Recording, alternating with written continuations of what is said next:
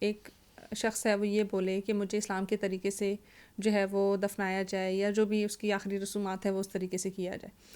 کیا یہ ضروری ہے کہ اسلام کا طریقہ یہی کہتا ہے کہ دفنایا جائے، یا پھر اگر کوئی شخص اپنی مرضی کے مطابق بولے، ٹھیک ہے، کہ بہت سارے لوگ کہتے ہیں کہ آپ ہمیں یہاں پہ پریزرو کر دیں، یہاں پہ ہمارا جو ہے نا ہماری باڈی کو یہاں پہ رکھ دیا جائے، ہماری باڈی کو ممی بنا دیا جائے، ہماری باڈی کو لوگوں کے سامنے رکھا جائے یا پریزرو کر کے اس طرح سے رکھا جائے کہ وہ ہمیشہ کے لیے قائم رہے، تو کیا یہ چیزیں جسٹیفائیبل ہوں گی اور کیا وہ بھی اسلام کے زمرے میں ہی آئے گا؟ بالکل بھی نہیں آئیں گی. دیکھیں اسلام کی ڈسکشن جہاں ہوگی وہاں پہ قرآن و سنت کی روشنی میں ہوگی. ایک حاشیہ قرآن پاک کا ہوگا تو ایک حاشیہ سنت نبی صلی اللہ علیہ وسلم کا ہوگا. نفس اور روح میں فرق کیا ہے؟ الکوہل کیا کرتا ہے؟ آگ کو اگنائٹ کرتا ہے. نفس جو ہے آگ کا بنا ہوا کریچر ہے.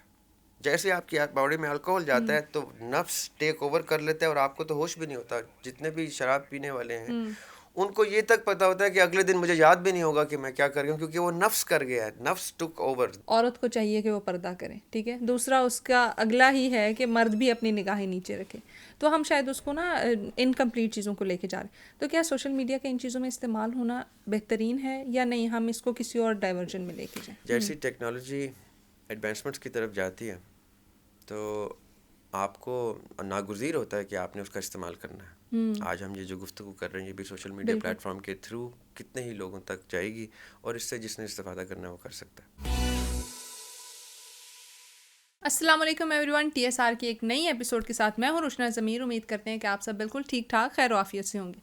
ڈفرینٹ گیسٹ سے آپ کی ملاقات ہوتی ہے، ڈفرینٹ ٹاپکس کے اوپر ڈسکشن ہوتی ہے ہماری، لیکن آج کا ٹاپک تھوڑا سا ہٹ کے ہے اس لیے کیونکہ ایک الگ ٹاپک ہے اور اس کے اوپر بات کرنا بھی ضروری ہے کیونکہ ہمارے پاس اتنا نالج نہیں ہے. لیکن نالج تبھی آئے گا جب ہم اس کے اوپر بات کریں گے، اس ٹاپک کے بارے میں جانیں گے، اور جو اس کے میں بولوں گی جو انٹلیکچوئلس ہیں یا جو اس ٹاپک کے بارے میں پہچان رکھنے والے یا علم رکھنے والے ہیں ان سے بات کریں گے تو ہمیں آئیڈیا ہوگا کہ یہ ٹاپک کتنا امپورٹنٹ ہے اور ہماری زندگی پہ اس کا کیا اثر ہے.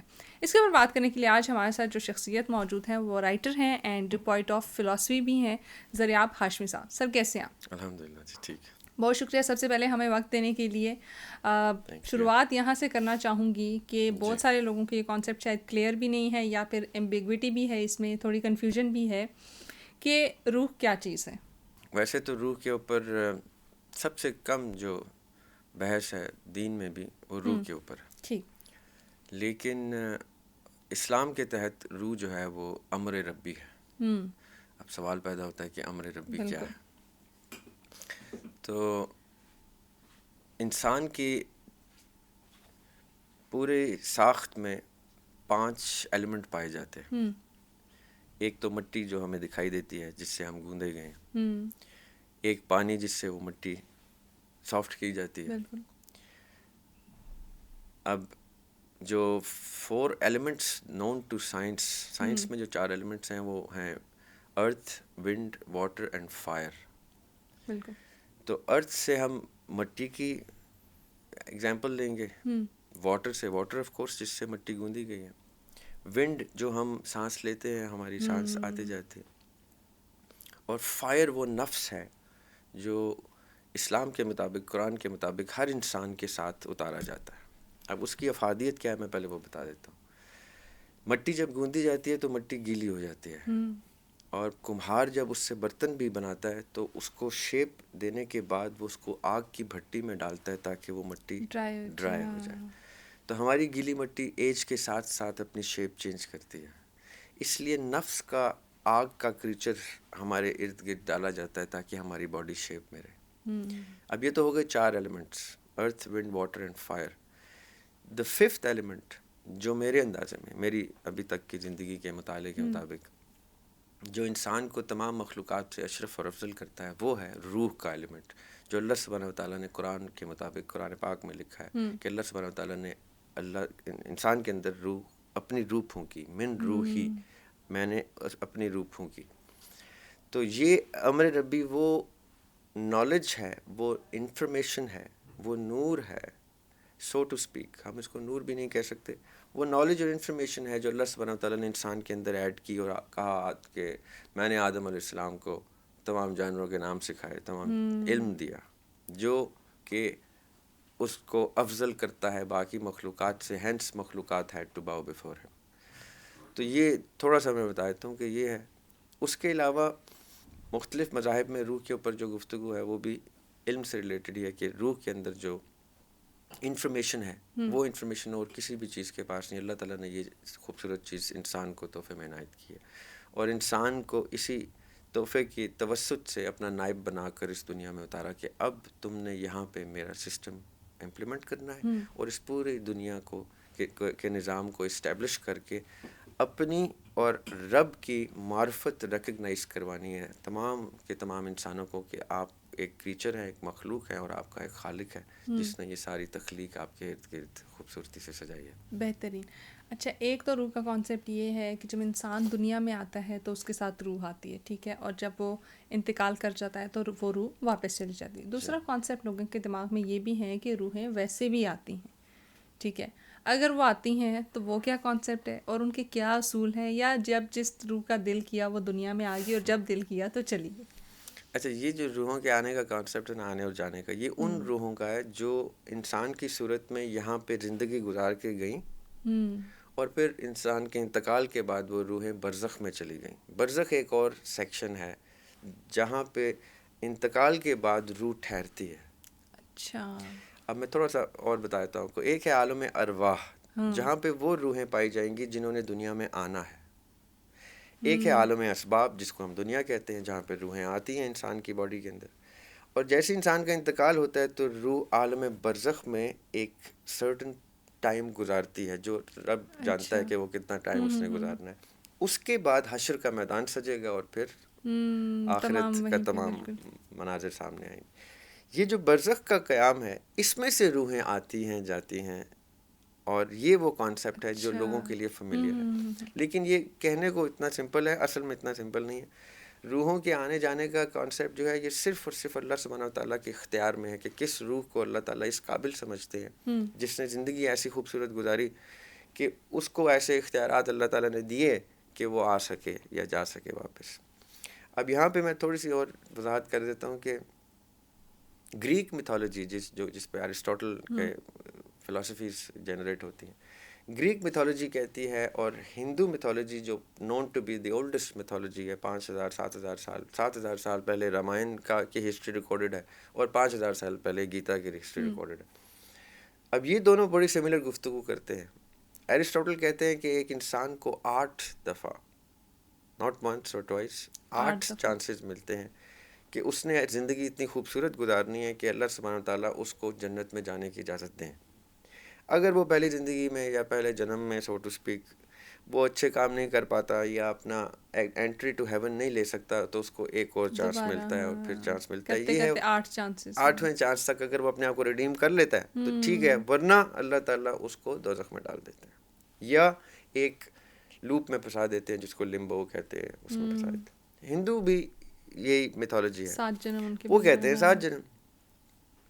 اب میں ایک کرٹیکل کانٹروورشل بات کرنے لگا ہوں جس سے شاید آڈینس کو اعتراض بھی ہو, لیکن ایک حدیث ہے نبی پاک صلی اللہ علیہ وسلم کی جن کو روایت کرتے ہیں ابن عباس رضی اللہ تعالیٰ عنہ, اور وہ کہتے ہیں کہ قرآن پاک میں جو 7 زمین اور 7 آسمان کا ذکر ہے اس کی وضاحت اگر میں کر دوں تو تم لوگوں کے عقیدے ہل جائیں. یہ ابن عباس رضی اللہ تعالیٰ عنہ کہہ رہے ہیں کہ مجھے جو نبی پاک صلی اللہ علیہ وسلم نے ان 7 زمینوں 7 آسمانوں کا علم بتایا ہے, اگر میں یہ تم لوگوں کو بتا دوں تو تم لوگوں کے عقیدے ہل جائیں. اور جب پوچھا گیا کہ کچھ تھوڑا بہت بتائیں تو انہوں نے یہاں تک کہا کہ محمد صلی اللہ علیہ وآلہ وسلم ان 7 زمینوں میں موجود ہیں. اب مجھے ایک بات بتائیں, پڑھنے والا میرے جیسا ایک ادنا سا تحقیق کا اسٹوڈنٹ طالب علم اپنی اس عمر میں آ کے بھی جب یہ چیزیں پڑھتا ہے تو ایک سوال جنریٹ ہوتا ہے کہ ہندوازم 7 جنم کہہ رہے ہیں, گریک میتھولوجی 8 کہہ رہے ہیں, قرآن پاک 7 زمین 7 آسمان, اور ابن عباس رضی اللہ تعالیٰ عنہ اس کی ایکسپلینیشن میں نبی پاک صلی اللہ علیہ وسلم کی 7 جگہ پریزنس کہہ رہے ہیں. تو کافی کچھ سوچنے کو ملتا ہے کہ it means there is more to it than what meets the eye. یہ ریسرچ میں چاہوں گا کہ آپ کے آڈینس یہ سننے کے بعد اس پہ ریسرچ کرے, اسلامک کتب میں ریسرچ کرے اور دیکھے کہ یہ کیا مسٹری ہے جو ڈسکس نہیں کی جاتی, جو بتائی نہیں یہ جاتی. تھوڑی سی کنفیوژن اب میرے لیے بھی بن گئی کہ ہمیں تو ایک ہی زمین کا پتہ ہے اور ایک ہی آسمان کا پتہ ہے جو ہم نے دیکھا ہے, ٹھیک ہے, اور ایک ہی زمین ہے جس پہ ہم رہتے ہیں, اور موت واقعہ ہوگی تو بس اس کے بعد یہ اسلام ختم کی ہے. بات بتا رہا ہوں. یہ ساری چیزیں ختم ہوگی، لیکن 7 زمینیں 7 آسمان، یہ کانسیپٹ تھوڑا سا ڈفرینٹ. اس پہ ویسے تو ہم کسی اور دن بحث کر سکتے ہیں. اس پہ پھر تصوف اپنی ایک ڈیفینیشن رکھتا ہے. تصوف کی جو اسٹڈیز ہے جس میں صوفیہ آئے ہیں، شیخین آئے ہیں تصوف کے، وہ پھر یہ آپ کے پہلے سوال کی طرف اشارہ کرتے ہیں. وہ کہتے ہیں کہ کچھ لوگ اللہ سبحانہ وتعالیٰ کی محبت میں اپنی زندگی کو اتنا خوبصورت گزارتے ہیں، اس لیول پہ لے جاتے ہیں، اللہ تعالیٰ کی رضا کو اپنے اوپر اس طرح طاری کرتے ہیں کہ صحیح مسلم کی ایک حدیث ہے، اس میں اللہ سبحانہ وتعالیٰ کہہ رہے ہیں، حدیث قدسی ہے. حدیث قدسی وہ ہوتی ہے جس میں اللہ تعالیٰ کا ڈائلیکٹ ہوتا ہے. حدیث قدسی یہ کہتی ہے کہ میرے اولیاء کو برا مت بولو، ورنہ میں تمہارے ساتھ جنگ میں اتر آؤں گا. یہ اللہ تعالیٰ ان کے ڈیفنس میں کہہ رہے ہیں، میں تمہارے ساتھ جنگ میں اتر آؤں گا. جس طرح سود کے بارے میں ہے نا کہ جس نے سود لیا اس نے اللہ تعالیٰ کے خلاف جنگ کی. یہ بڑا خطرناک لمحہ ہے، لیکن یہ اس سے بھی خطرناک ہے، اس میں اللہ تعالیٰ آپ کے ساتھ جنگ میں اتر آئے کہ میرے اولیاء کو غلط مت بولو، برا مت بولو. یہ وہ لوگ ہیں جنہوں نے میری محبت میں اپنی زندگی گزار دی. اگر ان کے ساتھ تم نے دشمنی کی تو تمہارے ساتھ جنگ میں اتر آؤں گا. کیوں؟ کیونکہ یہ جو بولتے ہیں وہ میں بولتا ہوں، یہ جو سنتے ہیں وہ میرے کان ہوتے ہیں، جو ان کے ہاتھ میرے ہاتھ ہوتے ہیں، ان کی ٹانگیں میری ٹانگیں ہوتی ہیں. It means they are walking رضا آف اللہ سبحانہ وتعالیٰ. انہوں نے اپنی رضا وقف کر دی. یہ وہ لوگ ہیں جن کے بارے میں صوفیہ کے شیخین کہہ گئے ہیں کہ یہ لوگ ہیں جن کو برزخ سے واپس ری انٹری ملتی ہے دنیا میں اللہ تعالیٰ کی حکم پہ مختلف ٹاسکس پورے کرنے کے لیے. تو تصوف ایک ہی سبجیکٹ ہے جو آپ کے پہلے سوال کا جواب دیتا ہے کہ روحیں واپس وہ آتی ہیں جو اللہ سبحانہ تعالیٰ کو اتنی ڈیئر ہو جاتی ہیں کہ اللہ تعالیٰ ان کو پھر ٹاسک دیتے ہیں اور واپس آ کے اپنے سرٹن کام پورے کرتے ہیں. ٹھیک ہے. اچھا، تصوف کا لفظ آپ نے استعمال کیا، اس کی تعریف اور اس کی تھوڑا ایلیبوریٹ کر دیں کہ یہ کیا ہے. اچھا، تصوف کے اچھا آپ نے سوال کر لیا. یہ تصوف کو مس کنسیو کیا جاتا ہے، مس پرسیو کیا جاتا ہے اسپریچولیٹی کے ساتھ کنیکٹ کر کے. اسپریچولیٹی از نفس کا علم النفس، جو میں نے پہلے ذکر کیا، آگ کی بنی ہوئی مخلوق ہوتی ہے، جس کے بارے میں نبی پاک صلی اللہ علیہ وسلم کی حدیث ہے کہ وہ صحابہ کرام کے ساتھ بیٹھے ہوئے رضوان اللہ علیہم، ان کے سامنے بیٹھے ہوئے کہتے ہیں کہ ہر انسان کے ساتھ ایک شیطان ہوتا ہے. تو صحابی ان میں سے ایک جرأت کرتے ہیں، جسارت کرتے ہیں، نبی پاک صلی اللہ علیہ وسلم سے کہتے ہیں کہ کیا آپ کے ساتھ بھی کوئی شیطان؟ تو نبی پاک صلی اللہ علیہ وسلم کہتے ہیں جی میرے ساتھ بھی ایک شیطان ہے، لیکن وہ میرے تابع ہو چکا ہے، اس کو میں نے مسلمان کر دیا، میں نے اس کو اپنے قابو کر لیا. تو نفس جو ہے وہ ہے اسپرٹ. جو اسپریچولیٹی ہے وہ نفس کا علم ہے. یہ جتنے بھی آج کل آپ دیکھتے ہیں نا پیر فقیر دم درود، یہ سب اسپریچولیٹی کی بیس کے اوپر اپنے نفس کو کنٹرول کر کے یہ ایک اسٹیٹ اچیو کرتے ہیں. تصوف how ever is not spirituality. تصوف جو ہے وہ علم روح کے علم کا ہے، روح کی ڈسکشن ہے. اب روح اور نفس دو ٹوٹل اپوزٹ اینٹیز ہیں. ٹھیک. ایک امر ربی ہے اللہ تعالیٰ کی پھونکی، اور ایک آگ کی مخلوق ہے نفس کی، جس کو شیطان بھی کہہ سکتے ہیں، جن بھی کہہ سکتے ہیں. تو اسپریچولیٹی جو ہے وہ اس پہ اب بڑی تفصیل کی ضرورت ہے کہ یہ جو سارے معاملات ہمیں نظر آتے ہیں بر صغیر میں، یہ پیروں کے پاس جانا، مراقبے، دم درود اور یہ سارا کچھ، یہ چلے جو ہے یہ نفس کو قابو کرنے کے لیے، نفس کو تابع کرنے کے لیے کاٹے جاتے ہیں. تصوف کے جو شیخین گفتگو کر گئے وہ روح کے اس ایکسس کی گفتگو کر کے گئے، جیسے قرآن پاک میں اللہ تعالیٰ کہتے ہیں رب اشرح لی صدری. موسیٰ علیہ السلام کی دعا ہے یہ، رب اشرح لی صدری، یا اللہ میرے صدر کو چاک کر. کیونکہ قلب ہوتا ہے دل، اور صدر ہوتی ہے وہ جگہ جہاں روح کا بسیرا ہوتا ہے. تو رب اشرح لی صدری کا مطلب ہے یا اللہ میری صدر کو چاک کر، ویسر لی امری، امر ربی جو روح ہے اس کو آسان کر دے میرے لیے، تاکہ میں اپنی زبان میں جب گفتگو کروں تو یفقہوا قولی، ان کو میری بات سمجھ میں آئے. The access of information of the روح مجھے دے دے. یہ موسیٰ علیہ السلام اللہ تعالیٰ سے کہہ رہے ہیں. جب اللہ تعالیٰ نے موسیٰ علیہ السلام کو کہا کہ جاؤ اب فرعون کو میسج دو، تو موسیٰ علیہ السلام نے یہ گفتگو کی ہے، یہ دعا کی ہے کہ روح کا ایکسس مجھے ملے. تو تصوف اس روح کے ایکسس کے. اچھا، ایک تو یہ بتائیے گا کہ نفس کہاں پہ ہے، کیونکہ اس کی بھی تھوڑی ایک ڈفرینسیشن ہو جائے، اور نفس اور روح میں فرق کیا ہے یہ بھی ایلیبوریٹ کیجیے گا. نفس ہماری باڈی کے آؤٹر لیئر ہے. نفس وہ جن ہے جو جو الکحل کی ممانعت ہے نا اسلام میں، وہ بڑی سمپل لاجیکل، میں آج آپ کو اس کا آنسر دیتا ہوں. الکحل کیا کرتا ہے؟ آگ کو اگنائٹ کرتا ہے. نفس جو ہے آگ کا بنا ہوا کریچر ہے. جیسے آپ کی باڈی میں الکحل جاتا ہے تو نفس ٹیک اوور کر لیتا ہے، اور آپ کو تو ہوش بھی نہیں ہوتا. جتنے بھی شراب پینے والے ہیں ان کو یہ تک پتا ہوتا ہے کہ اگلے دن مجھے یاد بھی نہیں ہوگا کہ میں کیا کر رہی ہوں، کیونکہ وہ نفس کر گیا ہے. نفس took over that fiery creature which is with us, جس کو ہم ذات بھی کہتے ہیں، جس کو قرآن نے قرین کا لفظ بھی یوز کیا، جس کو نفس اور شیطان اور جن، یہ سارے چیزیں نفس اس کیریکٹر کا نام ہے. روح جو ہے وہ اللہ تعالیٰ کا امر ہے، جس نے آدم علیہ السلام کو تمام مخلوقات سے اشرف کیا ہے. سو نفس اور روح کو کبھی بھی مکس نہیں کیا جا سکتا. ہاں جو اسپریچولیٹی کو سمجھتے ہیں کہ وہ تصوف ہے، وہ یہ مسکنسیو کرتے ہیں. ایسا نہیں ہے. اسپریچولیٹی بدھسٹ بھی کرتے ہیں.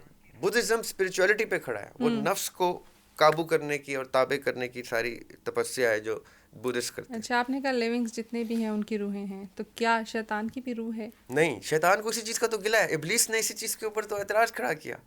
جب آدم علیہ السلام کو اللہ تعالیٰ نے روح عنایت کی اور فرشتوں سے کہا، سورہ صاد میں یہ پوری گفتگو ہے کہ میں جب اس کے اندر اپنی روح پھونک دوں تو سب جھک جانا. اب ابلیس جو ہے وہ شیطان ہے، وہ فرشتہ نہیں ہے، لیکن اس نے عبادتیں کر کے اپنا مقام اتنا بنایا ہوا تھا کہ وہ فرشتوں میں پایا جاتا تھا. تو جب اللہ تعالیٰ نے حکم دیا جھکنے کا تو فرشتے سب جھک گئے. ابلیس نہیں جھکا. ابلیس نے کہا میں اس کے آگے کیوں جھکوں، اور آپ نے اس کو کیوں روح عنایت کی ہے؟ میں نے اتنے ہزاروں سال آپ کی عبادت کی، آپ نے روح اس کو عنایت کر دی. آج بھی جو فری میسونک اور ایلومیناٹیز کا جو کانسیپٹ ہے نا کہ selling your soul to the devil کا کانسیپٹ ہے، وہ یہ ہے کہ وہ اتنا ترسا ہوا ہے روح کو کہ وہ انسانوں سے روح مانگتا ہے، ان کو دنیا کی خواہشات پوری کرنے کا کانٹریکٹ سائن کرتا ہے. یہاں پہ ایک اور سوال یہ بھی آتا ہے کہ کیا ابلیس جو تھا وہ فرشتہ تھا پہلے؟ جن. ابلیس کو قرآن پاک نے کلیئرلی ڈیفائن کیا کہ وہ جن تھا، لیکن اس نے عبادتیں اتنی کی تھیں کہ وہ فرشتوں کے ساتھ پایا جاتا تھا. اچھا، تو جن اور فرشتوں میں فرق ہے؟ جن اور فرشتے میں نمایاں فرق ہے. جن جو ہے وہ آگ سے بنی ہوئی کریچر ہیں، اور فرشتے جو ہے وہ روح سے، انسان کی روح سے تخلیق کردہ کریچر ہے. جبریل علیہ السلام کی کریشن آقا علیہ السلام کی روح سے ہوئی ہے. تو شیطان کیا پہلے فرشتہ تھا اور اس کے بعد نہیں، شیطان کبھی بھی فرشتہ نہیں تھا. شیطان جن تھا اور جنوں کا سردار تھا، دنیا پہ رول کرتا تھا. یہ پلانٹ ارتھ اس کے پاس تھا. تو ابھی تو آپ نے کہا کہ شیطان بھی اللہ کی عبادت کرتا تھا، تمام فرشتے بھی عبادت کرتے تھے، تو کیا اس سے یہ نہیں کلیئر ہو جاتا کہ نہیں شیطان بھی پہلے فرشتہ تھا؟ نہیں، پتھر عبادت کرتے ہیں، درخت کرتے ہیں، انسان کرتے ہیں. انسان کیا فرشتہ ہو جاتا ہے عبادت کر کے؟ عبادت تو اس کی ہر مخلوق کرتی ہے، اس کی ہر تخلیق کی عبادت کرتی ہے. تو ڈیفائن کیسے ہوگا؟ فرشتے کو ہم کیسے ڈیفائن کریں گے، شیطان کو کیسے ڈیفائن کریں گے؟ ان دونوں میں ڈفرینشیٹ کیسے ہوگا؟ جو میجر ڈفرینس ہے نا فرشتے کا، پہلی بات کہ وہ فرشتہ ایک فائری آگ کی بنی ہوئی، آگ سے بنی ہوئی، شیطان جو ہے آگ سے بنی ہوئی مخلوق ہے. فرشتہ لائٹ سے بنی ہوئی، نور سے بنی ہوئی مخلوق ہے. پہلا ڈفرینس تو یہ دیکھ لیں. دوسرا یہ کہ فرشتوں نے اپنی ول سرنڈر کر دی، اللہ کے حکم کے تابع کر دی ہے. وہ کوئی کام، آگ سے بھی نور نہیں بنتا، نو، لائٹ نہیں بنتی. آگ کی ایک پراپرٹی ہے کہ اس سے روشنی ایمٹ ہوتی ہے. آگ روشنی نہیں ہے. صحیح. آگ کی ایک پراپرٹی ایسی ضرور ہے کہ اس سے روشنی نکلے گی، وہ روشنی دے گی آپ کو. لیکن جو نور ہے، قرآن پاک میں اللہ تعالیٰ کہتے ہیں اللہ نور السماوات والارض، یہ جتنی روشنی ہے یہ اللہ سے ہے. تو نور کی پراپرٹیز، کریکٹرسٹکس جو ہیں، لائٹ کی کریکٹرسٹکس آگ سے بہت ڈفرینٹ ہے. میں یہی ڈفرینس پوچھنا چاہ رہی ہوں کہ آگ اور لائٹ میں کیا ڈفرینس ہے، کیسے ہمیں پتہ چلے کہ یہ آگ ہے اور یہ روشنی؟ کیونکہ پہلی بات تو یہ کہ جن آگ نہیں ہے. آگ کا ایک فیوم ہوتا ہے. کبھی آپ آگ کو غور سے دیکھیں تو ایک ہلکا سا دھواں سا ہوتا ہے اس کے اوپر، جس کے پیچھے بلر ہو جاتا ہے امیج. جن اسی لیے ہمیں نظر نہیں آتے کیونکہ جن اس فیوم کی کریشن ہے. آگ، they are not fire, they are fiery, they are a product of fire. آگ سے جو فیوم بنتی ہے، اسی لیے جن ہمارے اندر سے گزر جائے، ہم اس میں سے گزر جائیں، ہمیں نہیں پتہ چلے گا. لیکن دھواں تو ہمیں نظر آتا ہے. جب فیومز نظر آتے ہیں تو پھر جن بھی نظر آئے؟ نہیں نظر آتا. ٹرانسپیرنٹ دھواں آگ کا نہیں نظر آتا، بہت ڈیلیکیٹلی نظر آتا ہے. ابھی بھی ہمارے ارد گرد جنات موجود ہیں. ہمیں کیوں نہیں نظر آ رہا ہے؟ کیونکہ لائٹ اس میں سے گزر جاتی ہے. ہمیں وہ چیز نظر آئے گی جس سے لائٹ ریفلیکٹ ہو کے ہماری آنکھوں تک پہنچے گی. جن کے اندر سے لائٹ گزر جاتی ہے، اس لیے جن ریفلیکٹ نہیں کرتا، اس لیے ہمیں دکھائی نہیں دیتا. رائٹ. اور ہمیں یہ فرشتے بھی دکھائی نہیں دیتے کیونکہ فرشتے بھی روشنی کی بنی ہوئی ہے، اور ان کی سپیڈ، باڈی کنیٹکس اتنی تیز ہے کہ روشنی اس میں سے گزر جاتی ہے. وہ خود روشنی کی بنی ہوئی. Anything that does not reflect light is not visible to us. ٹھیک ہے. یعنی فرشتے بھی ہمیں نہیں نظر آتے, جنات بھی نہیں نظر آتے. یہ بہت خوبصورت تحفہ ہے اللہ کا کہ ہمیں نظر نہیں آتے, ورنہ ہماری پرائیویسی تک نہ رہتی. اچھا, پھر یہاں پہ ایک سوال یہ بھی جنریٹ ہوتا ہے کہ جب فرشتے ہمیں نظر نہیں آتے, جنات ہمیں نظر نہیں آتے, تو why to believe in them, کیوں یقین کریں کہ یہ ایگزسٹ کرتے ہیں؟ بہت خوبصورت سوال ہے آپ کا. Anything that you want to believe, you have to believe it to the fullest or not. اگر تو آپ, کیونکہ قرآن پاک میں اللہ تعالیٰ کہتے ہیں پہلی دوسری صورت میں سورہ بقرہ کے شروع میں, الذین یؤمنون بالغیب, یہ وہ لوگ ہیں جو غیب پہ ایمان لاتے ہیں. اگر تو آپ ایمان لاتے ہیں تو پھر آپ نے سورہ جن پہ بھی ایمان لانا ہے, جس میں جن کا چیپٹر ڈسکس ہے. پھر فرشتوں پہ بھی ایمان لانا ہے, کتابوں پہ بھی لانا ہے, زندگی پہ بھی لانا ہے, موت پہ بھی لانا ہے, آخرت پہ بھی لانا ہے, بعد میں اٹھائے جانے پہ لانا ہے. اگر نہیں لانا تو پھر پوری کتاب پہ نہیں لانا, پھر آپ نان بلیور بن جائیں اور کہ میں تو اللہ پہ بھی بلیو نہیں کرتا, رائٹ. لیکن جیسے ہی آپ کسی نہ کسی رب پہ بلیو کریں گے, آپ بلیورس کی لسٹ میں آئیں گے, تو اس کی کوئی نہ کوئی کتاب اور ڈاکٹرن تو موجود ہوگی, چاہے وہ آپ ہندوازم میں بلیو کریں, چاہے کرسچینٹی پہ کریں, جوڈائزم پہ کریں, جینزم پہ کریں, جس پہ بھی خدا کا کوئی کانسیپٹ ہے, جہاں پہ کہیں نہ کہیں کوئی خدا پا جاتا ہے, تو آپ کو اس کی ڈاکٹرن پہ بلیو کرنا پڑے گا. تو اس سے پھر ایک اور کانسیپٹ بھی جنریٹ ہوتا ہے, جیسے بہت سارے لوگ بہت ساری اور باتیں بھی کرتے ہیں, ٹھیک ہے. میں دیکھتی ہوں آج کل ڈفرینٹ اسکالرز بھی اس طرح کی باتیں کریں. کیا اس سے یہ آسان نہیں ہو جائے گا کہ آپ لوگوں کو ڈسٹریکٹ کر سکیں کہ یہ چیز بھی ایگزسٹ کرتی ہے؟ آپ دیکھیں جیسے جن ایگزسٹ کرتے ہیں, ٹھیک ہے, مجھے نظر نہیں آ رہے لیکن مجھے بلیف رکھنا ہے اس پہ. شاید کوئی مجھے یہ کہہ دے کہ یہاں پہ ایک فون ایگزسٹ کرتا ہے لیکن مجھے نہیں نظر آ رہا, تو مجھے وہ بھی بلیو کرنا پڑے گا. پھر اس طرح سے تو بہت ساری چیزیں جو ایگزسٹ نہیں کرتی ان کے اوپر بھی مجھے بلیو کروایا جا سکتا ہے. میں نے جیسے آپ کو قرآن کی آیت بتائی, الذین یؤمنون بالغیب, غیب پہ یقین رکھنے والا ہے جو ہدی للمتقین, یہ کتاب اس کے لیے ہے, ہدایت ہے جو متقی ہیں. متقی کون ہے؟ سٹارٹ ہی کیسے ہو گیا, الذین یؤمنون بالغیب. غیب میں کیا کیا چیزیں شامل ہوں؟ جو چیزیں ڈاکٹرن بتائے گی, جو چیزیں قرآن میں آتی جائیں گی, وہ آپ کو یقین کرنی پڑیں گی. اگر آپ قرآن کے بلیور ہیں, اگر آپ بائبل کے بلیور ہیں, تو آپ کو بائبل کی جو چیزیں وہ بتائیں گی بلیو کرنی پڑیں گی. اگر آپ گیتا کے بلیور ہیں تو آپ کو ان کے شلوک پڑھنے پڑیں گے کہ جی کیا کیا اس میں گفتگو ہے. جو بلیور ہی نہیں ہے, جو کہتا ہے کہ میں کسی خدا پہ یقین نہیں کرتا, وہ کہہ سکتا ہے کہ نہ میں جن پہ بلیف رکھتا ہوں, نہ فرشتے پہ رکھتا ہوں, نہ, کیونکہ وہ تو کسی چیز پہ نہیں رکھتا. جیسے آپ کسی نہ کسی بلیف کے اسٹرکچر میں آئیں گے, اس کی ڈاکٹرن میں پھر جو کچھ لکھا ہے وہ آپ کو ماننا پڑے گا. اچھا, یہاں پہ ایک کانسیپٹ یہ بھی آتا ہے, وہ کہتے ہیں کہ لا علمی ہزار نعمت ہے, ٹھیک ہے. جتنا آپ ایکسپلور کرتے جاتے ہیں اتنا آپ اور کنفیوز ہوتے جاتے ہیں. تو کیا اس چیز کی ضرورت ہے کہ ہم ان چیزوں کو مزید ایکسپلور کریں, جیسے روح کا کانسیپٹ ہے, جن کا کانسیپٹ ہے, فرشتوں کا کانسیپٹ ہے؟ آیا اس کی ضرورت ہے کہ ہم ان کو ڈسکس کریں, ان کو جانیں, یا پھر یہ ہے کہ بس ٹھیک ہے جو راز ڈھکے چھپے ہیں ان کو ڈھکا چھپا ہی رہنے دیں؟ کتنی اچھی آپ نے بات کی. دیکھیں, دو چوائس ہے انسان کے پاس, یا وہ اس دنیا کے لیے اپنی زندگی گزارے یا اس دنیا کے لیے گزارے. جس نے اس دنیا کے لیے گزارنی ہے اس کو کسی کتاب کو پڑھنے کی ضرورت نہیں ہے جو الہامی کتب ہے. اس کو کیا ضرورت ہے, وہ تو دنیا کے لیے آیا. عمارتیں بنائے, بلڈنگ بنائے, گھر بنائے, جائیدادیں بنائے, بچوں کو کہ یہ تمہارا سب کچھ ہے, مجھے دفن کر دینا, جلا دینا, جو مرضی کر دینا. پھر دفن کیوں کرو گے؟ دفن تو اس کانسیپٹ پہ کیا جا رہا ہے جس کانسیپٹ کے اوپر بلیف کھڑا ہے. اب جیسے آپ دفن کرنے کی بات کرتے ہیں کہ مجھے وصیت میں لکھ دوں کہ مجھے دفن کیا جائے, تو پھر وہ کہیں گے کون سے مذہب کے مطابق دفن کیا جائے؟ جی اسلام کے مطابق دفن کیا جائے. اسلام کے مطابق کیا جائے, وہ تو آپ نے پڑھا ہی نہیں. آپ کو کیا پتا ہے اسلام کیا ہے؟ آپ نے تو کہا تھا مجھے کیا ضرورت ہے پڑھنے کی, مجھے کیا ضرورت ہے جن کو ماننے کی, یا آخرت کو ماننے کی, یا فرشتے کو ماننے کی. اگر تو میں پھر سے ایک چیز کلیریفائی کر رہتا ہوں, اگر تو آپ نے بلیف سسٹم میں آنا ہے تو آپ کے اوپر تمام کی تمام کتب کو پڑھنا واجب ہے. آپ کو معرفت اپنی حاصل کرنی ہے اور اپنے خالق کی معرفت حاصل کرنی ہے. اس سے پہلے تک آپ ایگزٹ بھی نہیں لے سکتے. آپ کے پاس ایگزٹ کا ٹکٹ ہی تب آئے گا جب آپ کو معرفت آ گئی اپنے خالق کی, اور اس تخلیق کی جو پوری کائنات آپ کے ارد گرد آپ کو سپورٹ کرنے کے لیے کھڑی ہے. ٹھیک ہے. اچھا, جیسے آپ نے ابھی تھوڑی دیر پہلے بولا کہ ایک شخص ہے وہ یہ بولے کہ مجھے اسلام کے طریقے سے جو ہے وہ دفنایا جائے, یا جو بھی اس کی آخری رسومات ہے وہ اس طریقے سے کیا جائے. کیا یہ ضروری ہے کہ اسلام کا طریقہ یہی کہتا ہے کہ دفنایا جائے, یا پھر اگر کوئی شخص اپنی مرضی کے مطابق بولے, ٹھیک ہے, کہ بہت سارے لوگ کہتے ہیں کہ آپ ہمیں یہاں پہ پریزرو کر دیں, یہاں پہ ہمارا جو ہے نا ہماری باڈی کو یہاں پہ رکھ دیا جائے, ہماری باڈی کو ممی بنا دیا جائے, ہماری باڈی کو لوگوں کے سامنے رکھا جائے, یا پریزرو کر کے اس طرح سے رکھا جائے کہ وہ ہمیشہ کے لیے قائم رہے, تو کیا یہ چیزیں جسٹیفائیبل ہوں گی, اور کیا وہ بھی اسلام کے زمرے میں ہی آئے؟ بالکل بھی نہیں آئیں گی. دیکھیں, اسلام کی ڈسکشن جہاں ہوگی وہاں پہ قرآن و سنت کی روشنی میں ہوگی. ایک حاشیہ قرآن پاک کا ہوگا تو ایک حاشیہ سنت نبی صلی اللہ علیہ وسلم کا ہوگا. That is it. جو چیز اس حاشیے سے باہر جائے گی وہ اسلام سے باہر ہے. اب آپ فقہ کی کتب اٹھا لیں, اگر یہ ہو سکتا ہے کہ آپ فقہ حنفی ہیں یا فقہ شافعی ہیں, یا آپ کسی اور فقہ جعفری ہیں, آپ فقہ کے مطابق تو اپنی ترتیب پوری رکھیں گے نا, اپنے پیدائش سے لے کے اپنے آخری آرام گاہ تک. آپ اس میں پھر آلٹریشن نہیں کر سکتے, چینجز نہیں کر سکتے.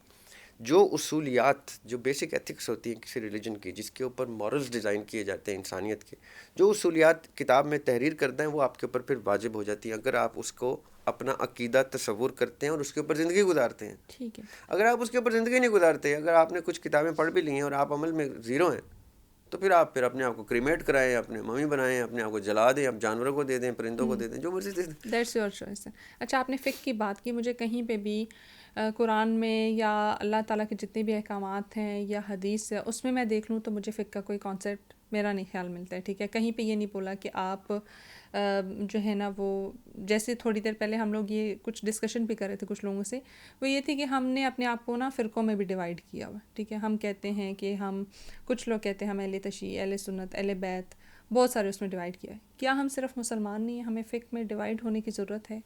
دیکھیے, فقہ اور چیز ہے, فرقہ اور چیز ہے.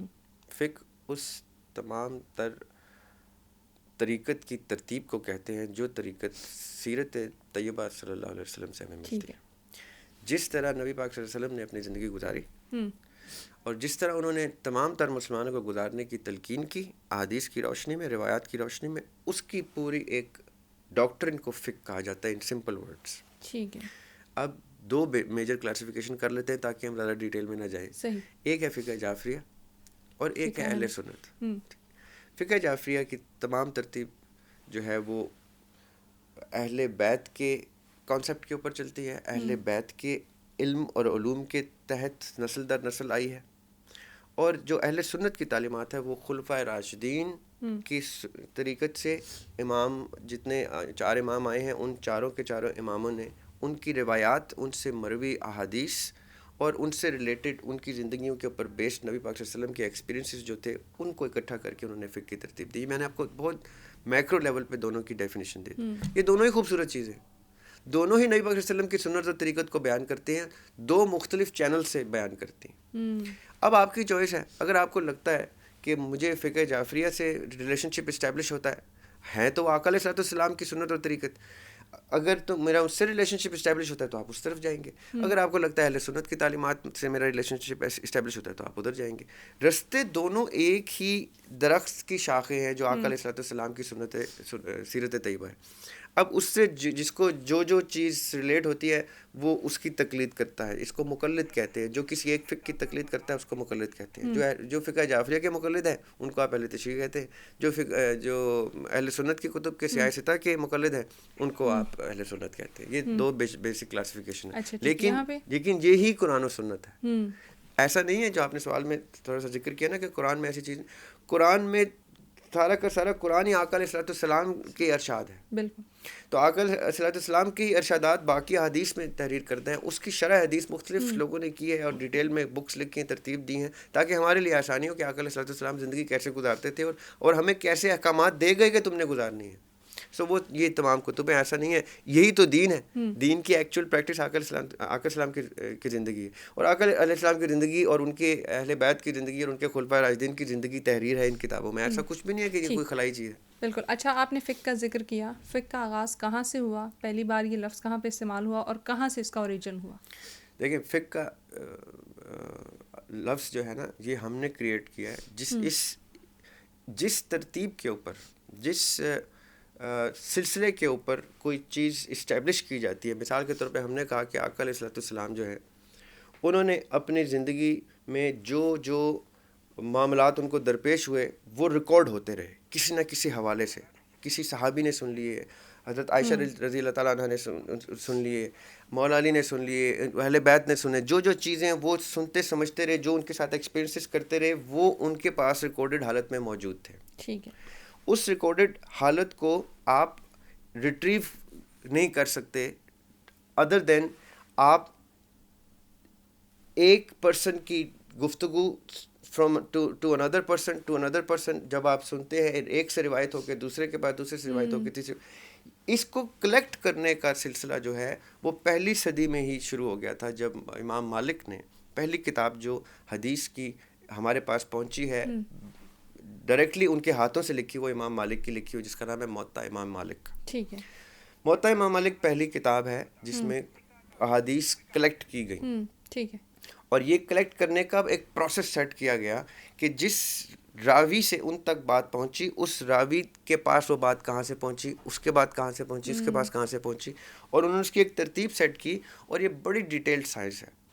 اچھا, آپ نے ذکر کیا کہ فقہ کا جو لفظ ہے یا یہ ٹرمینالوجی یہ ہم نے ایجاد کی ہے, ٹھیک ہے, تو یہ پوچھنا چاہوں گی کہ کہاں سے ایجاد ہوئی, مطلب پہلا انسان یا پہلی شخصیت کون تھی جس نے اس کو ایجاد کیا, اور اس کے بعد پھر یہ باقی لوگوں تک. میں یہی آپ سے عرض کر رہا ہوں کہ جو پہلی کتاب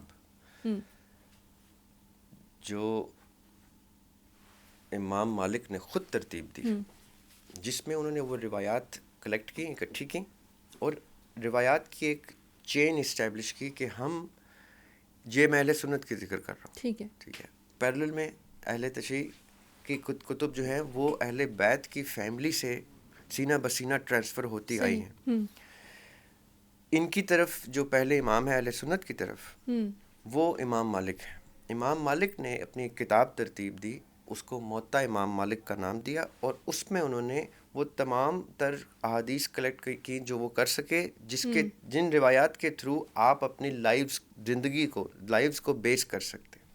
پیرلل میں فقہ جعفریہ میں یہ ترتیب مولا علی سے ٹرانسفر ہو رہی ہے ان کے چلڈرن, ان کے بچوں کو, آگے سے ان کے بچوں کو, ان کے بچوں کو, اور وہ ان کی کلیکشن ہے جو امام جعفر سے آگے علیہ السلام سے ان کے لوگوں نے ترتیب دے کے اس کو لکھنے تحریر کرنی شروع کی. اب یہ دو پیرلل ترتیب چلتی آ رہی ہیں, اور دونوں کی دونوں ان روایات کی طرف اشارہ کرتی ہیں جو روایات آقا علیہ الصلوۃ والسلام کی زندگی میں ان کی پریکٹس سے لوگوں نے آبزرو کی.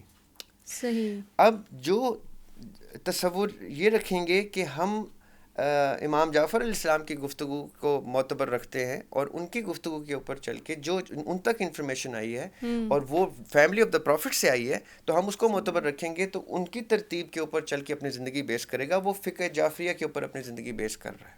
اور جو پیرلل میں اہل سنت کی کتب کے اوپر سیاہ سطح کے اوپر بلیو کرے گا, وہ اہل سنت کی کتب پہ بلیو کر رہا ہے, وہ فقہ حنفی ہو یا فقہ شافعی ہو, جیسے بھی اس کو سوٹ کرتا ہے. اب یہ دونوں کے دونوں فقہ جو ہیں یہ آپ کی زندگی کو گزارنے کے وہ تمام رہنما اصول ہیں, from your birth to your نکاح ٹو طلاق ٹو آل وراثتی مسائل to everything that you may face in life, جس کو آپ ریلیجس گراؤنڈز میں آقا علیہ الصلوۃ والسلام کی سنت اور سیرت کے مطابق لے کے چلنا چاہتے ہیں, تو آپ اپنے جس سے آپ کا ریلیشن شپ اسٹیبلشڈ ہے, آپ اس فقہ کی ترتیب سے اس سوال کو نکالیں گے, اور ان کے مفتیان سے اور ان کے علامہ سے اور ان کے ایکسپرٹ سے آپ گائیڈنس لے کے اپنی زندگی کو گزارتے ہیں. فقہ کا اتنا سا مطلب ہے کہ آپ نے اپنی زندگی کی ترتیب کیسے رکھنی ہے, اپنے تمام معاملات زندگی جو ہیں درپیش ہوں آپ کو, اس میں آپ نے دین سے جب رجوع کرنا ہے تو آپ نے کون سے اصولیات کو سامنے لانا ہے, وہ اصولیات فقہ ہے. جی, وہ اصولیات فقہ. بہترین, بہت اچھا جواب مجھے اس کا ملا.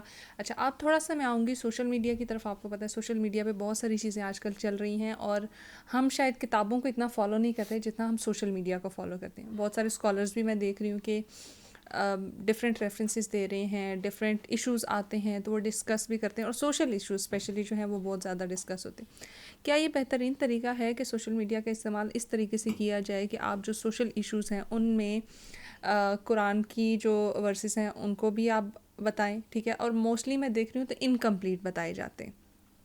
پورا اگر ہے تو جیسے ایک وہ جو ورس بڑا انکمپلیٹلی یوز ہوتا ہے کہ عورت کو چاہیے کہ وہ پردہ کرے, ٹھیک ہے, دوسرا اس کا اگلا ہی ہے کہ مرد بھی اپنی نگاہیں نیچے رکھے, تو ہم شاید اس کو نا انکمپلیٹ چیزوں کو لے کے جا رہے ہیں. تو کیا سوشل میڈیا کا ان چیزوں میں استعمال ہونا بہترین ہے یا نہیں, ہم اس کو کسی اور ڈائیورژن میں لے کے جائیں؟ دیکھیں, یہ تو انیویٹیبل ہے, جیسی ٹیکنالوجی ایڈوانسمنٹس کی طرف جاتی ہے تو آپ کو ناگزیر ہوتا ہے کہ آپ نے اس کا استعمال کرنا ہے. آج ہم یہ جو گفتگو کر رہے ہیں یہ بھی سوشل میڈیا پلیٹ فارم کے تھرو کتنے ہی لوگوں تک جائے گی, اور اس سے جس نے استفادہ کرنا ہے وہ کر سکتا ہے. جتنی بھی کتب پہلے ہارڈ کاپیز کی صورت میں پڑھی جاتی تھیں اور ہیوج لائبریریز ہوتی تھیں, اب وہی کتب جو ہیں وہ PDF کی صورت میں, ای بکس کی صورت میں ہم موبائل کے اوپر ایکسیس کر لیتے ہیں. تو اٹس اے گڈ تھنگ. جب بھی آپ ٹیکنالوجی میں ایڈوانسمنٹس آئے گی, ایز لانگ ایز اس کا استعمال آپ ٹھیک ڈائریکشن میں کر رہے ہیں, تو وہ تمام کی تمام ٹیکنالوجیکل ایڈوانسمنٹس اچھی چیز ہے. جہاں تک آپ کا سوال ہے کہ ہمیں اس کے اوپر انفارمیشن آدھی پہنچتی ہے یا اس رخ میں پہنچتی ہے جس رخ میں وہ پہنچانے والا چاہ رہا ہوتا ہے, اس کو وہ مولڈ کرتا ہے, اس کو مینیپولیٹ کرتا ہے اپنے گین کے لیے, تو یہ تو ہر چیز کے ساتھ ہوتا ہے. یعنی اگر میرے پاس ایک بندوق ہے، ایک رائفل ہے، اس سے میں اپنا سیلف ڈیفینس بھی کر سکتا ہوں اور اس سے کسی کی جان بھی لے سکتا ہوں. تو یہ تو جس کے ہاتھ میں وہ ہتھیار آئے گا اس کی استعمال پہ آ جائے گا کہ اس نے ٹھیک استعمال کیا یا اس کا غلط استعمال کیا. جہاں تک آپ نے ذکر کیا کہ کچھ لوگ آدھی بات چلا دیتے ہیں کہ اگر عورت کے اوپر پردہ واجب ہے تو کہ مرد کو نگاہ نیچے کرنا واجب نہیں. تو یہ دونوں صورتوں میں واجب ہے. یعنی اگر عورت نے پردہ نہیں کیا تو وہ پھر یہ سوال بھی نہیں کر سکتی کہ مرد نے نگاہیں نیچے کیوں نہیں کی, یا مرد نے نگاہیں نیچے نہیں کی تو وہ یہ بھی نہیں کہہ سکتا کہ عورت نے پردہ کیوں نہیں کیا. یہ دونوں کے لیے ایک ہی طرح سے لاگو ہوتا ہے. یہ صرف ایک طرف سے واقعی آپ ٹھیک کہتے ہیں کہ صرف عورت کو بلیم کر دیا جاتا ہے. مرد بھی اس میں، مرد بلکہ زیادہ بلیم کرنے والے ہیں اس میں. کیونکہ مرد کے گھر کی ہی پرورش ہوتی ہے جو اس کی بیٹیوں کے اوپر، اس کی بہنوں کے اوپر آتی ہے. تو اگر اس نے اپنی پرورش میں یہ تک نہیں رکھا کہ اس کا بیٹا جو ہے کسی کی بیٹی کو عزت سے نہیں دیکھتا، تو وہ یہ بھی کوئی بعید نہ رکھے کہ اس کی بیٹی کو بھی کوئی عزت سے نہیں دیکھے. یہاں پہ میرا ایک اور سوال بھی آتا ہے، وہ یہ ہے کہ سوشل میڈیا پہ جو فلاسفرس ہیں یا جو اسکالرس ہیں اور جو ریلیجیس اسکالرس ہیں ان کو مکس اپ کر دیا گیا ہے. چاہے وہ موٹیویشنل اسپیکر ہے، فار ایگزامپل اگر میں آج ایک موٹیویشنل اسپیکر بنتی ہوں تو میں مذہب کے حوالے سے بھی بات کر سکتی ہوں، میں مذہب کا ریفرنس بھی دے سکتی ہوں، وہ چیزیں بھی کر سکتی ہوں. جبکہ ایک جو مذہبی اسکالر ہے اس کا شاید وہ جو اورا ہے یا جو اس کی جگہ ہے وہ آہستہ آہستہ کر کے ختم ہوتی جا رہی ہے. کیا اس بات سے اتفاق کریں گے؟ میں بالکل اتفاق کروں گا، اور لیکن میں اس رخ سے اتفاق کروں گا کہ مذہبی اسکالرس نے اپنی ذمہ داری چھوڑی ہے تو دوسرے لوگوں نے وہ ذمہ داری لینے کی ضرورت ان کو پیش آئی ہے. اگر مذہبی اسکالرس یہ ذمہ داری بخوبی نبھاتے تو کیا ضرورت تھی کسی موٹیویشنل اسپیکر کو یا کسی بھی اور شخص کو کہ وہ آ کے یہ ذمہ داری لینے کی کوشش کرتا. وہ اور سبجیکٹس بہت سے ہوتے ہیں اس کے پاس، کیونکہ موٹیویشنل اسپیکر کو تو بہت سبجیکٹس کی آپشن ہوتی ہے. Because he is there to motivate people. Motivation کا مطلب ہے کہ کسی کے اندر کسی جذبے کو ابھارنا. تو موٹیویشنل پرسن جو بھی ہے وہ آپ آج موٹیویشنل اسپیکر بن جاتی ہیں تو آپ یہ دیکھیں گے کہ نیڈ کس چیز کی ہے، میں نے کس ڈائریکشن میں موٹیویٹ کرنا ہے. جب آپ دیکھ رہے ہیں کہ مذہبی اسکالرز جو ہیں وہ اپنی ذمہ داری نہیں نبھا رہے، تب موٹیویشنل اسپیکرز نے نیڈ ریکگنائز کیا ہے کہ مذہب کی نیڈ ہے. اس ٹائم لوگوں کے اندر مذہب کا جذبہ ہی نہیں ابھر رہا، تب موٹیویشنل اسپیکرز نے بھی مذہب کو اپنا سبجیکٹ تھامنے رکھا ہے. یا اگر سائنس میں کوئی ہماری جیسے پاکستان کی یوتھ ٹیکنالوجی میں ویک ہے تو موٹیویشنل اسپیکرز ٹیکنالوجی کے لیے اس کو ابھاریں گے. یا حکومت میں کوئی ایسا کوئی ان سے عمل ہو رہا ہے جو سوسائٹی کو ڈیمیج کر رہا ہے یا جو سینکٹیٹی آف سٹیزن کو ڈیمیج کر رہا ہے، تو موٹیویشنل اسپیکر جو ہیں وہ سول رائٹس کو ابھاریں گے. تو جس چیز کی نیڈ ارائز ہوگی موٹیویشنل اسپیکر اس چیز کو موٹیویٹ اپنی مرضی کے مطابق وہ دیکھ لے گا کہ اگر وہ جس کی پڑھا نیڈ لکھا ہے سمجھدار ہے تو وہ اس کو چوز کر لے گا. اچھا، یہیں پہ نا ایک اور چیز جو آتی ہے وہ یہ ہے کہ ہمارے لوگ جو ہیں وہ شاید خود اتنا علم نہیں رکھتے لیکن دوسرے کے اوپر زیادہ بلیو کرتے ہیں. اگر فار ایگزامپل چلے میں اپنی ایک مثال اگر لے لوں، خود کو میں اس جگہ پہ اس ایگزامپل میں فٹ ان کر لوں، تو وہ یہ ہوگا کہ اگر مجھے لگتا ہے کہ میرا یہ ایک مسئلہ آ گیا ہے تو میں اس کو بجائے یہ کہ میں خود قرآن سنت پڑھوں، میں کسی اور پہ بلیو کروں گی کہ نہیں تم مجھے اس کا حل بتا دو، ٹھیک ہے، تم مجھے بتا دو، آپ مجھے بتا دیں، آپ بتائیں کہ اس کا کیا ہو سکتا ہے. اور دوسری چیز اس کی یہ بھی ہوتی ہے کہ ہم کہتے ہیں کہ نہیں مجھے 5 وقت کی نماز نہیں پڑھنی، لیکن میں نے دوسرے سے تعویذ کرا لینا ہے تو اس کا حل نکل آئے گا. مجھے فلانے بابے نے نا میرے لیے چلا کاٹ لیا تو اس کا حل نکل آئے گا. وہ چیزیں ہمارے معاشرے کو کہاں لے کے جا رہی. لیکن یہ جو آپ نے اینڈ میں جو گفتگو کی نا کہ فلاں بابے سے تعویذ کروا لے، یہ تو وہ تہمات ہیں، وہ وہم کی پیداوار ہیں جو پاکستان میں پرٹیکولرلی کلچر سے اسٹیبلش ہوئی ہے. اور کلچر چونکہ یہاں پہ پاکستان میں ہندوازم کا کلچر تھا، تو ہندوازم میں یہ بہت سے معاملات ابھی بھی ہوتے ہیں اور ہوتے رہیں گے، کیونکہ یہ ان کے پارٹ آف دیئر ریلیجن سمجھتے ہیں اس کو. اسلام چونکہ ان چیزوں کو رد کرتا ہے، تو ہم جہاں پہ بھی یہ چیزیں دیکھیں تو سمجھ لیں کہ ہمارے اندر اسلام پوری طرح سے بھی اترا نہیں کہ وہ ان چیزوں کو رد کر سکے. جہاں تک آپ کے سوال کا پہلا حصہ ہے کہ ہم خود سے علم حاصل کرتے نہیں، تو ہم کہتے ہیں کسی سے لے لیں، کسی کی ویڈیو سن لیں، تو آئی تھنک یہ تھوڑی سی شارٹ کٹس کا، میں نے اس لیے بیچ میں بولا تھا، تھوڑی سی سستی ہے کہ ہم کون کتاب پڑھے اب اتنی، تو کسی کو سن لیتے ہیں جس کو ہم آتھینٹک سمجھتے ہیں یا جس کی بات میں ہمیں ریلیشن شپ کوئی بنتا ہے جس کی گفتگو سے، تو ہم کہتے ہیں چلیں اس کو سن لیں گے اور اس کا سنا سنایا کے اوپر اپنی زندگی چلا لیں. جبکہ تصدیق تو ہمارے ریلیجن میں واجب ہے. اگر آپ تک کوئی انفارمیشن بھی پہنچتی ہے تو آپ نے اس انفارمیشن کی پہلے تصدیق کرنی ہے. وہ تمام مصدقہ چیزیں اپروچ کرنی ہے جہاں سے آپ کو پتہ چلے کہ یہ انفارمیشن جو میرے تک آئی ہے یہ درست تھی یا نہیں، چاہے وہ آپ کے سگے بھائی سے کیوں نہ آئے، چاہے وہ آپ کے فیوریٹ استاد سے کیوں نہ آئے. ابھی بھی ہم جب ذکر کر رہے ہیں, میں نے جان کی حدیث میں میری کوشش ہوتی ہے حدیث کا ریفرنس نہیں کوٹ کرتا ہوں. 2-3 حدیثیں میں نے گفتگو میں ویسے سنا دی, اس لیے کہ دیکھوں کہ آپ کی آڈینس جو ہے وہ جا کے ریسرچ کرے گی کہ نہیں کرے گی. یہ بھی ہو سکتا ہے, یہ بھی ہو سکتا ہے نیچے کامنٹس میں ریفرنس دو بھائی میں کیوں ریفرنس دوں, بالکل تھوڑا سا ریسرچ کریں. جب آپ حدیث مینشن کر رہے تھے تو ایک میرا بھی دل گیا کہ میں آپ سے پوچھوں کہ ریفرنس دیجیے گا, لیکن پھر یہی سوچا کہ خود جا کے اس کو ایکسپلور کریں. میں تو چاہتا ہی ہمارا جو پلیٹ فارم ہے گرے لاؤنج, جس پہ ہم جان کے ریفرنس نہیں دیتے اور بولتے ہیں کہ ہم ریفرنس نہیں دے رہے, تاکہ آپ ریسرچ تو کریں, آپ ریفرنس لے کے آئیں اور چیلنج کریں. اگر آپ کو ریفرنس نہیں ملتا تو آپ کے ہم نے بڑا ڈھونڈا بھائی, ہمیں یہ ریفرنس نہیں ملا, تب ہم آپ کو ریفرنس بھی عنایت کر دیں گے. ایسا نہیں ہے کہ ہم ریفرنس عنایت نہیں کریں گے, لیکن اتنی ریسرچ تو انسان کو کرنی چاہیے کہ اگر ریاض ہاشمی آ کے کسی پوڈ کاسٹ پہ آپ سے یہ ذکر کر رہا ہے تو تھوڑا سا چیک کریں کہ ریاض ہاشمی نے روح کے بارے میں جو بات کی وہ کیسی ہے, تصوف کو اس نے ایک دم سے اسپرچولیٹی سے جدا کر دیا, یہ کون ہوتا ہے یہ کہنے والا, تو اس پہ ریسرچ کر کے چیلنج کریں, کامنٹس کریں, انشاءاللہ دوبارہ حاضر ہو جائیں گے آپ کے سوال کا جواب دینے کے لیے. No doubt. اچھا, اسی چیز کو اگر آگے لے کے جاؤں تو وہی بلیف, دوسروں پہ بلیف, اور اس کے بعد وہی کہ نماز ہم نے خود نہیں پڑھنی لیکن ہم کسی اور کی چیز پہ بلیف کر لیں گے. کیا اس طریقے سے کام آسان ہوتے ہیں کہ اگر میں یہ بولوں کہ میں نے ایک تعویذ پہن لیا, میں یہ بلیف کر لوں کہ ہاں میرا اگر کوئی ذاتی مسئلہ چل رہا ہے یا کچھ چل رہا ہے تو فلانے بندے نے میرے لیے ایک وہ کر لیا, بس پراپر کر لیا, انہوں نے کر لی, میں نہ کروں, میں خود کوشش نہ کروں. بہت اچھا کام ہے, بہت آسان کام ہے, دنیا گزارنے کے لیے بہت اچھا کام ہے کسی پہ ریلائی کر لینا.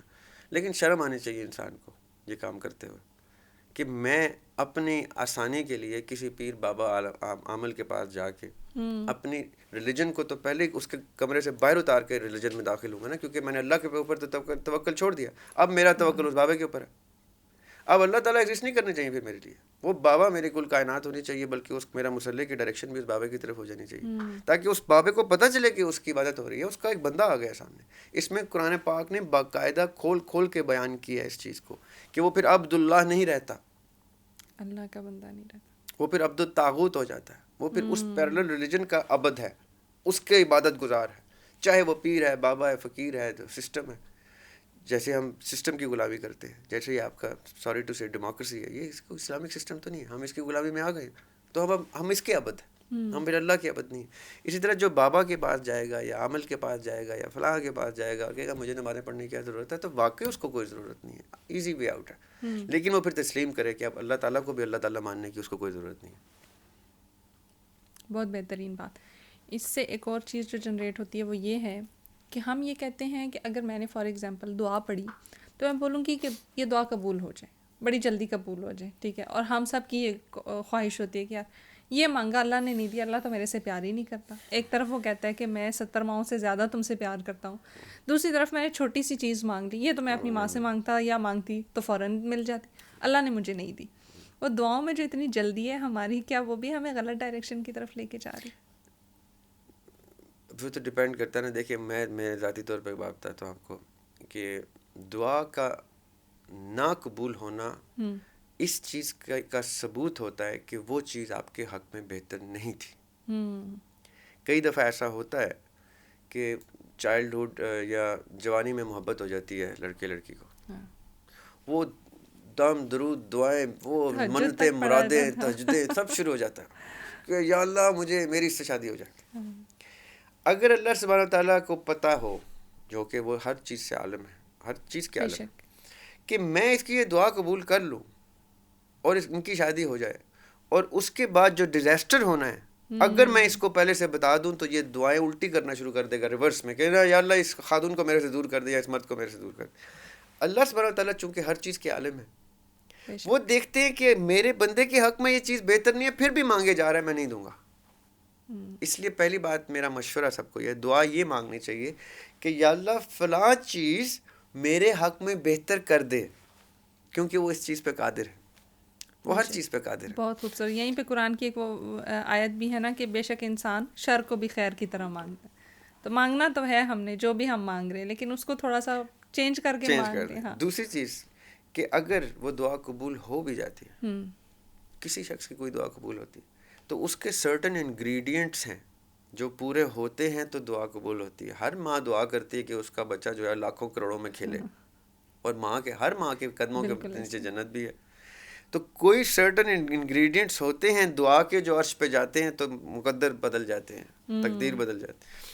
تو وہ دعا کے انگریڈینٹس جو ہیں اس کے اوپر غور کرنے کی ضرورت ہے کہ دعا کب پوری ہوتی ہے دعا پوری کرنے کے لیے انسان کا کتنا اللہ تعالیٰ کے ساتھ کنیکشن اسٹیبلشڈ ہے. انسان اللہ تعالیٰ کو صرف دعا کے ٹائم پہ یاد کرتا ہے, ورنہ اللہ تعالیٰ کو ہم یاد بھی نہیں کرتے. ہم اتنے مصروف ہیں اپنی زندگیوں. جب ہمیں کوئی آفت آتی ہے, مصیبت آتی ہے, یا کوئی لالچ ہرس آتی ہے, تو ہم اللہ تعالیٰ سے رابطہ تو اس طرح سے دعائیں قبول نہیں ہوتی. دعا قبول کرنے کا ایک طریقہ کار ہے. جو انگریڈینٹس کی آپ نے بات کی, کیا انگریڈینٹس ہیں دعا کے؟ وہی جیسے اس طریقہ کار پہ اگر دعا کی جائے تو پھر دعائیں قبول ہونا. میں وہی بات کر رہا نا کہ جیسے میرا آپ سے کوئی تعلق ہے, آپ میرے رشتہ دار ہیں, کزن ہیں, جو فیملی ممبر ہیں, بیٹی ہیں, چھوٹی بہن ہے, اور میں آپ سے سالوں سال تعلق نہیں رکھتا. اچانک سے آپ کو فون کرتا ہوں اپنی ضرورت میں, تو پہلی چیز آپ کے ذہن میں آتی ہے کہ یہ ہے تو میرا سگا, لیکن اس نے کتنے سال کے بعد کال کی, اور کال بھی کس چیز کے لیے کی, مقصد کے لیے. پہلی چیز آپ کے دماغ میں یہ آئے گی. میرا آپ سے تعلق اتنا اچھا ہے, مجھے آپ کی خوشی غمی کا پتہ ہے, مجھے آپ کے اچھے برے کا پتہ ہے, آپ کو مشورے بھی دے رہا ہوں میں کہ چلو میری چھوٹی بہن بیٹی ہے, یہ ہے, وہ ہے, فلاں ہے, مجھے جب بھی رابطہ کرتی ہے میں پوچھتا رہتا ہوں کہ آپ کیسی زندگی گزر رہی ہے, کوئی مشکل پریشانی تو نہیں ہے کسی چیز کی. تب آپ کا ایک اس لیول کا کنیکشن اسٹیبلشڈ ہے کہ آپ کو کہنے کی بھی ضرورت نہیں اور بات پوری ہو جائے گی. یہ میرا پوائنٹ سمجھنا ہے آپ نے. میری بیٹی ماشاء اللہ بڑی ہو رہی ہے, میری بیٹا میرا بڑا ہو گیا. میری کوشش ہوتی ہے میرا ان سے کنیکشن اس لیول پہ ہو کہ ان کو یہ کہنا نہ پڑے کہ پاپا مجھے یہ چاہیے. اللہ تعالیٰ سے بھی جب آپ کا کنیکشن اس لیول کا اسٹیبلش ہو رہتا ہے تو دعا کی بھی ضرورت نہیں رہتی. ہاں, دعا کی ضرورت پیش آ بھی جائے تو کنیکشن اس لیول پہ ہوتا ہے کہ ادھر آپ نے دعا کی نہیں, ادھر پوری ہو جاتی ہے. تو یہ کنیکشن اسٹیبلش کرنا ہوتا ہے. یہی تو میں پہلے آپ کے چند سوالوں سے میں ذکر کر رہا تھا کہ جو معرفت ہے, جو تصوف ہے, وہ یہ ذکر کرتا ہے کہ اپنی روح کو اللہ تعالیٰ سے ایسے کنیکٹ کر لو کہ تم اللہ کی رضا بن جاؤ. تمہیں پھر کچھ نہیں چاہیے, جو اللہ کو چاہیے تم وہ کر رہے ہو. کچھ لوگ یہاں پہ یہ سوال بھی کرتے ہیں, جب اللہ تعالیٰ نے خود ہی سب کچھ لکھ دیا تو کیا ضرورت ہے مجھے مانگنے کی, میں کیوں دعا کروں, کیوں مانگوں؟ کیونکہ ہمیں نہیں پتہ کیا لکھا ہے. یہ چیز اللہ تعالیٰ نے ہم سے چھپا کے رکھی ہے. اللہ تعالیٰ نے یہ اختیار ہمیں دیا ہے کہ آپ اپنی فری ول سے جو چاہے کریں. جو چیز انہوں نے لکھ دی ہے ان کا علم اتنا ہے کہ ان کو ایگزیکٹلی پتہ ہے آپ نے کیا کیا کرنا ہے, اس لیے لکھ دیا. اس لیے نہیں کہ آپ سے اختیار لے لیا, انہوں نے اپنی مرضی سے لکھ دیا. ایسا نہیں ہے. مرضی میں اور رضا میں فرق ہوتا ہے. جب اللہ تعالیٰ نے اپنی مرضی کی ہے تو قومیں الٹ دی ہیں. انبیاء علیہ السلام نے بھی کہا کہ نہ کریں تو انہوں نے الٹ دی ہیں قومیں, وہ ہوتی ہے مرضی. جب فرعون نے کلمہ پڑھنے لگا تھا, فرعون تو جبرائیل علیہ السلام کو بھیجا نیچے کہ اس کے منہ میں خاک ڈالو, اب مجھے اس کا کلمہ نہیں چاہیے, یہ ہے مرضی. رضا ہوتی ہے کہ جو ہو رہا ہے ہونے دو, میں اس میں ابھی کوئی رکاوٹ نہیں ڈالوں گا. جو یہ غلط بھی کر رہا ہے تو کرنے دو, اس کو ایک ہی دفعہ میں پوچھوں گا جب میں حشر میں اس کو اٹھاؤں گا. یہ ہے رضا. تو پتہ اللہ تعالیٰ کو سب کچھ ہے کہ میں نے کیا کرنا ہے, آپ نے کیا کرنا ہے, آپ کے آنے والے بچوں کے بچوں کے بچوں نے کیا کرنا ہے, اس لیے لکھ دیا. لیکن کریں گے آپ اپنے اختیار سے. تو ایسا نہیں ہے کہ پہلے سے لکھا گیا ہے تو آپ کچھ نہیں کر سکتے. اس میں پھر میرے دو سوال جنریٹ ہوتے ہیں کہ اگر اللہ تعالیٰ کو سب کچھ پتہ ہے تو پھر ہمارے کندھوں پہ فرشتے کس لیے بٹھائے ہیں, ٹھیک ہے. اور دوسرا, جب اللہ تعالیٰ کو پتہ ہے تو پھر ہمیں سزا اور جزا کیوں ملے گی؟ جب ان کو پتہ ہے, ان کے طریقے سے ہی ہم نے چلنا ہے, سب کچھ کرنا ہے, تو پھر میں کس بات کی قصوروار رہی؟ مجھے تو پتہ ہے, بس انہوں نے ہی لکھا ہوا ہے. جی. اب یہ دو سوال ہیں. پہلا سوال یہ ہے کہ اگر ان کو پتہ ہے تو فرشتے کیوں, تاکہ کل ہمارے پاس جب فرشتے ریکارڈ رکھیں نا سامنے, قرآن پاک میں اللہ تعالیٰ کہتے ہیں ہم تمہارے اعمال نامے سامنے رکھ دیں گے, تو ہم کہیں یار واقعی یہ اس لیے بیٹھے ہوئے تھے so that we have evidence, proof of whatever we did. کیونکہ ہمارا دماغ 100% یوزیج پہ آ جائے گا, ہمیں ویسے ہی سب کچھ یاد آ جائے گا, ہمیں ایسا ہمارا حافظہ ہوگا کہ جیسے کمپیوٹر ہوتا ہے, رائٹ. اس لیے فرشتے تو گواہ بن کے کھڑے ہو جائیں گے. فرشتے آپ کے ہاتھ بولیں گے, آپ کی آنکھیں بولیں گی, آپ کی زبان بولے گی کہ اس نے مجھ سے یہ کروایا. دوسری بات, آپ نے جو سوال کا دوسرا حصہ ہے وہ یہ ہے کہ اگر اللہ تعالیٰ نے سب کچھ پہلے سے لکھ دیا, یا اللہ تعالیٰ نے یہ سوال میں اور بہتر طریقے سے رکھ دیتا ہوں. مجھ سے کسی نے یہ پوچھا تھا کہ ایک بندے نے ایک شخص کو قتل کیا تو یہ تو لکھا ہوا تھا کہ وہ قتل کرے گا, اس کو یہاں بھی سزا ملے گی, وہاں سے, رائٹ. تو اللہ تعالیٰ کو علم ہونا کہ وہ قتل کرے گا اور اللہ تعالیٰ کا قتل کروانا دو مختلف چیزیں ہیں, رائٹ. آپ کو پتہ ہے اس اسٹوڈیو کے اندر کیا کیا ہے, سارا کچھ معاملات کیا ہے, آپ نے خود نہیں بنایا ہوا, پتہ ہے آپ کو, رائٹ. کچھ چیزیں جو آپ نے خود بھی کی ہوئی ہیں, رائٹ. باقی جو چیزیں آپ کو تیار حالت میں ملی ہیں, آپ نے ایک ایک چیز یہاں پہ اتنا ٹائم گزار لیا کہ آپ کو پتہ ہے, رائٹ. تھوڑی دیر پہلے میں ڈائریکشن دے رہا تھا تو آپ نے ڈائریکشن دی مجھے, کیونکہ آپ کو پتہ ہے, بنایا آپ نے نہیں ہے وہ ایریا جدھر میں گیا تھا, رائٹ. اسی طرح اللہ تعالیٰ کو علم اتنا ہے کہ سب پتہ ہے کہ ذریعہ ہاشمی کیا کرے گا, لیکن اختیار ذریعہ ہاشمی کو ہی دیا کہ وہ قتل کرتا ہے کسی کو یا کسی کو بچاتا ہے زندگی اس کی. یہ اس کے اوپر ہے کہ وہ قتل کرنے والوں میں سے یا جان بچانے والوں میں سے، یہ اس کی چوائس ہے. اور فرشتے ایویڈنس کے صورت میں لکھ دیں گے کہ دریاب کے دماغ میں یہ آیا تھا، پھر اس نے ایسے کر دیا، پھر اس نے وہ کیا، پھر یہ کیا، وہ ایویڈنس بھی آ جائے گا. اور اللہ تعالیٰ کہ ہم سوال کرنے کے قابل بھی نہیں ہیں، ہمیں پتہ چل جائے گا کہ واقعی اللہ تعالیٰ اپنے ہر چیز کے علم کے مطابق لکھ رہے تھے، اختیار انہوں نے ہمیں دیا ہوا تھا.